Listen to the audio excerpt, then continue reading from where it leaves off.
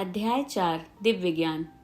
भगवान श्री कृष्ण ने कहा, मैंने इस अमर योग विद्या का उपदेश सूर्यदेव विवस्वान को दिया और विवस्वान ने मनुष्यों के पिता मनु को उपदेश दिया और मनु ने इसका उपदेश इक्ष्वाकु को दिया। इस प्रकार यह परम विज्ञान गुरु परंपरा द्वारा प्राप्त किया गया और राजर्षियों ने इसी विधि से इसे समझा।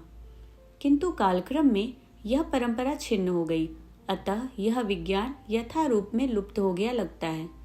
आज मेरे द्वारा वही यह प्राचीन योग यानी परमेश्वर के साथ अपने संबंध का विज्ञान तुमसे कहा जा रहा है। क्योंकि तुम मेरे भक्त तथा मित्र हो, अतः तुम इस विज्ञान के दिव्य रहस्य को समझ सकते हो। अर्जुन ने कहा, सूर्यदेव विवस्वान आपसे पहले हो चुके अर्थात ज्येष्ठ हैं, तो फिर मैं कैसे समझूं कि प्रारंभ में आपने ही उन्हें इस विद्या का उपदेश दिया था।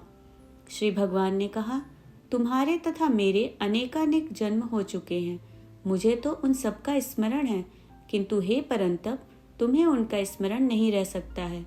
यद्यपि मैं अजन्मा तथा अविनाशी हूँ और यद्यपि मैं समस्त जीवों का स्वामी हूँ, तो भी प्रत्येक युग में मैं अपने आदि दिव्य रूप में प्रकट होता हूँ।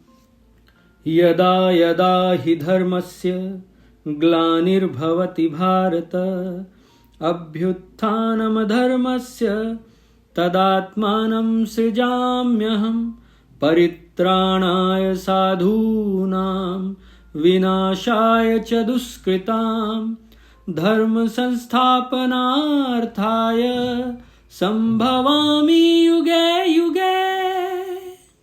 अर्थात, हे भरतवंशी, जब भी और जहाँ भी धर्म का पतन होता है और अधर्म की प्रधानता होने लगती है, तब तब मैं अवतार लेता हूँ। भक्तों का उद्धार करने, दुष्टों का विनाश करने तथा धर्म की फिर से स्थापना करने के लिए मैं हर युग में प्रकट होता हूँ। हे अर्जुन, जो मेरे आविर्भाव तथा कर्मों की दिव्य प्रकृति को जानता है, वह इस शरीर को छोड़ने पर इस भौतिक संसार में पुनः जन्म नहीं लेता, अपितु मेरे सनातन धाम को प्राप्त होता है। आसक्ति, भय तथा क्रोध से मुक्त होकर मुझ में पूर्णतया तन्मय होकर और मेरी शरण में आकर बहुत से व्यक्ति भूतकाल में मेरे ज्ञान से पवित्र हो चुके हैं। इस प्रकार से उन सबों ने मेरे प्रति दिव्य प्रेम को प्राप्त किया है। जिस भाव से सारे लोग मेरी शरण ग्रहण करते हैं, उसी के अनुरूप मैं उन्हें फल देता हूँ। हे पार्थ, प्रत्येक व्यक्ति सभी प्रकार से मेरे पथ का अनुगमन करता है। इस संसार में मनुष्य सकाम कर्मों में सिद्धि चाहते हैं, फलस्वरूप वे देवताओं की पूजा करते हैं। निसंदेह इस संसार में मनुष्यों को सकाम कर्म का फल शीघ्र प्राप्त होता है। प्रकृति के तीनों गुणों और उनसे संबद्ध कर्म के अनुसार मेरे द्वारा मानव समाज के 4 विभाग रचे गए। यद्यपि मैं इस व्यवस्था का स्रष्टा हूँ, किंतु तुम यह जान लो कि मैं इतने पर भी अव्यय अकर्ता हूँ। मुझ पर किसी कर्म का प्रभाव नहीं पड़ता, ना ही मैं कर्मफल की कामना करता हूँ। जो मेरे संबंध में इस सत्य को जानता है, वह भी कर्मों के फल के पाश में नहीं बंधता। प्राचीन काल में समस्त मुक्त आत्माओं ने मेरी दिव्य प्रकृति को जान करके ही कर्म किया, अतः तुम्हें चाहिए कि उनके पद चिन्हों का अनुसरण करते हुए अपने कर्तव्य का पालन करो। कर्म क्या है और अकर्म क्या है, इसे निश्चित करने में बुद्धिमान व्यक्ति भी मोहग्रस्त हो जाते हैं। अतएव मैं तुमको बताऊंगा कि कर्म क्या है, जिसे जानकर तुम सारे अशुभ से मुक्त हो सकोगे। कर्म की बारीकियों को समझना अत्यंत कठिन है, अतः मनुष्य को चाहिए कि वह यह ठीक से जाने कि कर्म क्या है, विकर्म क्या है और अकर्म क्या है। जो मनुष्य कर्म में अकर्म और अकर्म में कर्म देखता है, वह सभी मनुष्यों में बुद्धिमान है और सब प्रकार के कर्मों में प्रवृत्त रहकर भी दिव्य स्थिति में रहता है। जिस व्यक्ति का प्रत्येक प्रयास अर्थात उद्यम इंद्रिय तृप्ति की कामना से रहित होता है, उसे पूर्ण ज्ञानी समझा जाता है। उसे ही साधु पुरुष ऐसा कर्ता कहते हैं, जिसने पूर्ण ज्ञान की अग्नि से कर्म फलों को भस्मसात कर दिया है। अपने कर्म फलों की सारी आसक्ति को त्याग कर सदैव संतुष्ट तथा स्वतंत्र रहकर वह सभी प्रकार के कार्यों में व्यस्त रहकर भी कोई सकाम कर्म नहीं करता। ऐसा ज्ञानी पुरुष पूर्ण रूप से संयमित मन तथा बुद्धि से कार्य करता है, अपनी संपत्ति के सारे स्वामित्व को त्याग देता है और केवल शरीर निर्वाह के लिए कर्म करता है। इस तरह कार्य करता हुआ वह पाप रूपी फलों से प्रभावित नहीं होता है, जो स्वतः होने वाले लाभ से संतुष्ट रहता है, जो द्वंद्व से मुक्त है और ईर्ष्या नहीं करता, जो सफलता तथा असफलता दोनों में स्थिर रहता है, वह कर्म करता हुआ भी कभी बंधता नहीं। जो पुरुष प्रकृति के गुणों के प्रति अनासक्त है और जो दिव्य ज्ञान में पूर्णतया स्थित है, उसके सारे कर्म ब्रह्म में लीन हो जाते हैं। जो व्यक्ति कृष्ण भावनामृत में पूर्णतया लीन रहता है, उसे अपने आध्यात्मिक कर्मों के योगदान के कारण अवश्य ही भगवत धाम की प्राप्ति होती है, क्योंकि उसमें हवन आध्यात्मिक होता है और हवि भी आध्यात्मिक होती है। कुछ योगी विभिन्न प्रकार के यज्ञों द्वारा देवताओं की भली भांति पूजा करते हैं और कुछ परब्रह्म रूपी अग्नि में आहुति डालते हैं। इनमें से कुछ विशुद्ध ब्रह्मचारी श्रवणादि क्रियाओं तथा इंद्रियों को मन की नियंत्रण रूपी अग्नि में स्वाहा कर देते हैं, तो दूसरे लोग नियमित गृहस्थ इंद्रिय विषयों को इंद्रियों की अग्नि में स्वाहा कर देते हैं।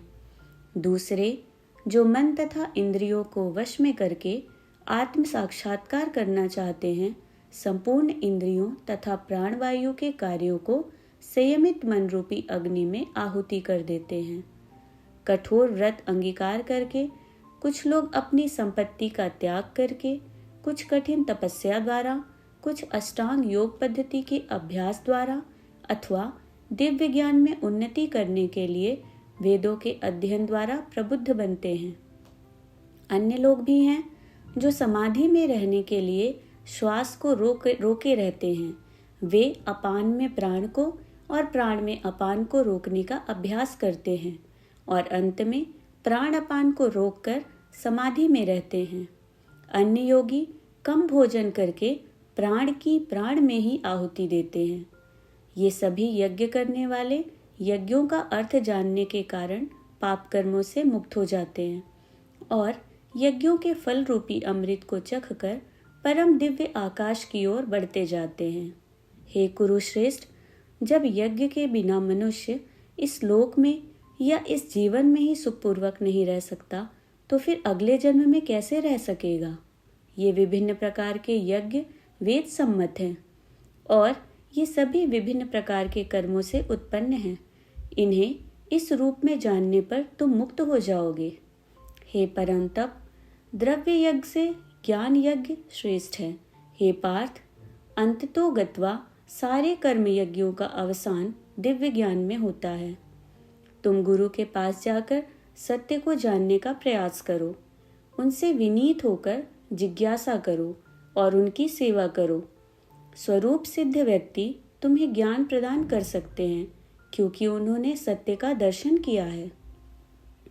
स्वरूप सिद्ध व्यक्ति से वास्तविक ज्ञान प्राप्त कर चुकने पर तुम पुनः कभी ऐसे मोह को प्राप्त नहीं होगे, क्योंकि इस ज्ञान के द्वारा तुम देख सकोगे कि सभी जीव परमात्मा के अंश स्वरूप हैं, अर्थात वे सब मेरे हैं।